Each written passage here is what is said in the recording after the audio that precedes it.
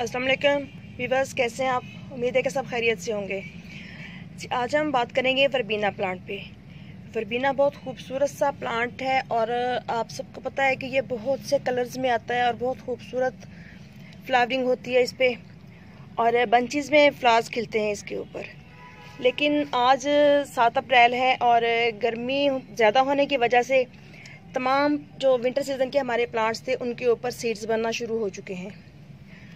और कल हमारे यहाँ बहुत ज़्यादा आंधी चली है जिसकी वजह से मेरे बहुत से जो सीड्स थे विंटर सीज़न के वो आंधी के साथ इधर उधर बिखर भी गए हैं। तो ये देखिए, ये बिल्कुल सीड पॉड इस वक्त रेडी है कि इनको नेक्स्ट टाइम के लिए हार्वेस्ट कर लिया जाए। तो मिलने को तो हर चीज़ मिल जाती है, जब आप चाहें मार्केट से ले सकते हैं इस सीज़न के हिसाब से। इसकी सीडलिंग ले लें, छोटी छोटी सी जो पनीरी होती है, बने बनाए प्लांट्स ले लें। लेकिन हर दफ़ा एक तो कुछ एक्सपेंसिव पड़ जाता है, दूसरा जब हमें पता है कि हमें गार्डनिंग का शौक़ है तो जब एक प्लांट हम ले लेते हैं तो हमें, मेरे ख्याल में जिस तरह मैं करती हूँ कि कोशिश करती हूँ कि उन प्लांट्स के सीड्स अपने पास सेव कर लूँ। जो प्लांट्स कटिंग के ज़रिए लगने वाले होते हैं उनको कटिंग के ज़रिए लगा के तो नेक्स्ट टाइम तक लेके जाऊँ, ताकि मुझे बार बार एक ही प्लांट को परचेज़ ना करना पड़े।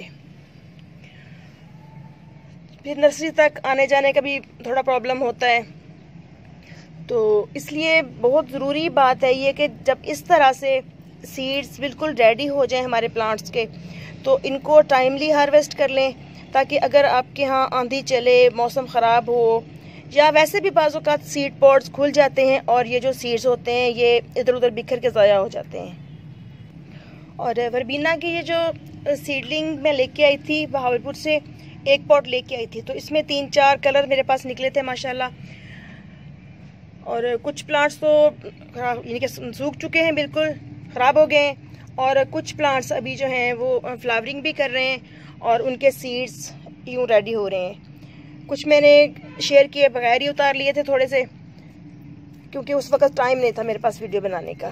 तो ये देखें, जब जो फ्लावर होता है वो अपनी एज पूरी कर लेता है इस तरह से, तो इसकी ये वाली शक्ल हो जाती है इस तरह से। और ये देखें, अब इस वाले सीड पॉट पे ये आखिरी फ्लावर खिला हुआ है, तो ये भी ऐसे ही होना शुरू हो जाएगा जिस तरह से ये हैं।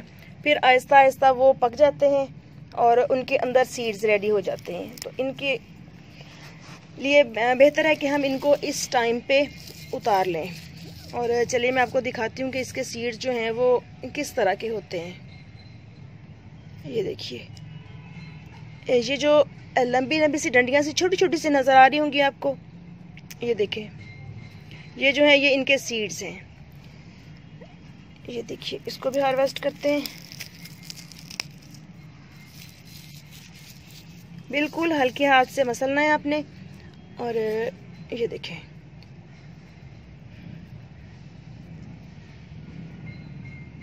ये जो हैं ये वर्बीना के सीड्स हैं जी। ये देखें, इनको मैंने हल्के हाथ से मसल के तो फूंक मार के इनमें से छिलके वगैरह जो थे, कवर थे, इनके उड़ा दिए। तो अब ये बिल्कुल नीट एंड क्लीन सीड्स आपके सामने हैं। तो इनको आप किसी भी पॉट में, प्लेट वगैरह में या डिश में डाल के 2-3 दिन के लिए शेड में रखें, सुखाएं, और उसके बाद आप किसी भी पॉलीथीन बैग में या जिप लॉक बैग में डाल लें, या फिर आप किसी भी पेपर में, न्यूज़पेपर में डाल लें। तो क्योंकि न्यूज़पेपर का ये होता है कि वो नमी अपने अंदर सक करता रहता है और नेक्स्ट टाइम तक आपके सीड्स बहुत ही बेहतरीन तरीके से आपके पास सेव रहते हैं। तो ये तो हो गया वर्बीना के सीड्स की पहचान और इनको कलेक्ट करने का और सेव करने का तरीका। तो अब थोड़ी सी बात करते हैं हम वर्बीना प्लांट पे। तो ये जो वर्बीना के खूबसूरत से प्लांट्स हैं, इनको आप कटिंग के ज़रिए भी ग्रो कर सकते हैं मार्च के महीने में, फरवरी मार्च के महीने में। और अगर आपके इलाका में ठंडक रहती है, यानी कि बहुत ज़्यादा एटमॉस्फेयर जो है वो वार्म नहीं होता, तो आप इसको किसी भी टाइम ग्रो कर सकते हैं, कटिंग के ज़रिए कर लें या सीड के ज़रिए कर लें। लेकिन हमारे यहाँ ये सितंबर अक्टूबर के महीने में ग्रो किए जाते हैं, जो जितने भी विंटर सीज़न के फ्लावरिंग प्लांट्स होते हैं।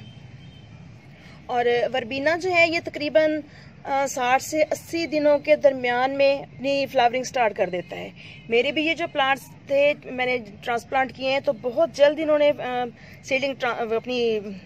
फ्लावरिंग स्टार्ट कर दी थी और बहुत ही खूबसूरत से फ्लावर्स गुच्छों में निकलना शुरू हो गए थे। और बहुत सी जगहों पे ये पूरा साल भी चल जाते हैं जिन इलाकों में बहुत ज़्यादा गर्मी नहीं पड़ती, लेकिन हमारे यहाँ ये मई के एंड तक या जून के स्टार्ट तक चलते हैं। उसके बाद प्लांट्स गर्मी की शिद्दत की वजह से खुद ब खुद ख़त्म हो जाते हैं। और इनके सीड्स वगैरह हम लोग कलेक्ट कर लेते हैं। उसके बाद जैसे ही सितंबर अक्टूबर के मंथ आते हैं तो फिर इनकी दोबारा सीडलिंग कर दी जाती है और बहुत ज़्यादा केयर भी नहीं करनी पड़ती। इनकी बहुत ही खूबसूरत फ्लावर्स आपको बहुत कम केयर में देखने के लिए मिल जाते हैं।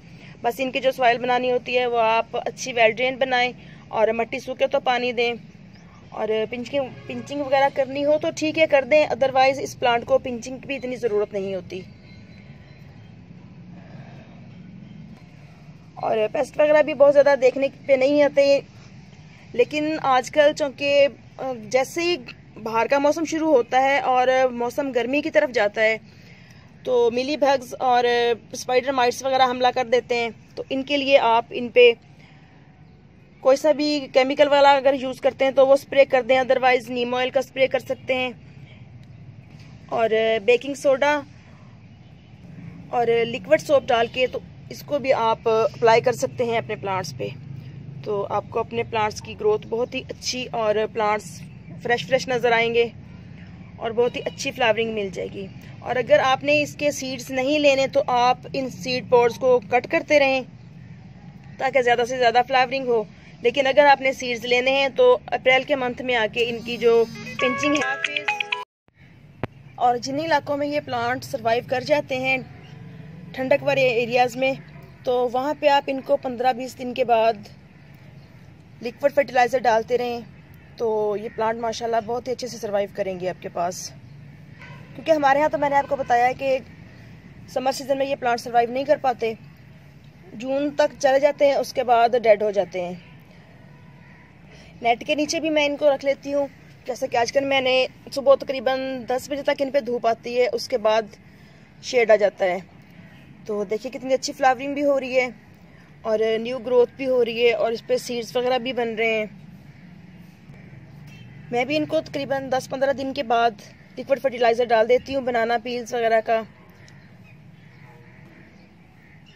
तो आई होप कि आप भी इन प्लांट्स को बहुत ही अच्छे से अपने पास रखेंगे और बहुत ही केयर के साथ कोशिश करेंगे कि समर सीज़न तक जहाँ तक मुमकिन हो सके ये हमारे पास सर्वाइव कर जाएं। तो ओके जी, इजाज़त दीजिए, इंशाल्लाह फिर मिलते हैं किसी नेक्स्ट वीडियो में नेक्स्ट टॉपिक के साथ। दुआ में याद रखिएगा और चैनल को सब्सक्राइब जरूर कीजिएगा, बेल आइकन भी प्रेस कर लीजिएगा ताकि मज़ीद जो भी वीडियो मेरी आए फ़ौरन आप तक पहुँच जाए। तो अल्लाह हाफिज़।